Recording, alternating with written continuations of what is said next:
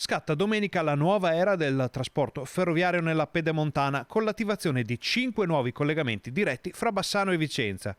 I convogli impiegati saranno moderni treni pop di ultima generazione che faciliteranno le coincidenze con le frecce e le lunghe percorrenze. Si potrà partire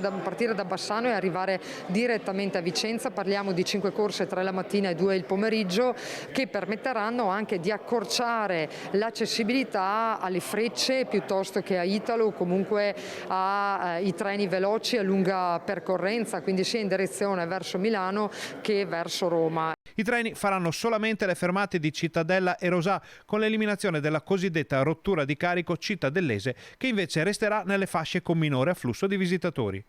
Con questa novità Bassano diventa sempre più centrale nelle rotte regionali e interregionali, con ricadute molto importanti per pendolari e turisti. Quando abbiamo inaugurato la Pedemontana abbiamo detto che con la Pedemontana avvicinavamo Bassano veramente alla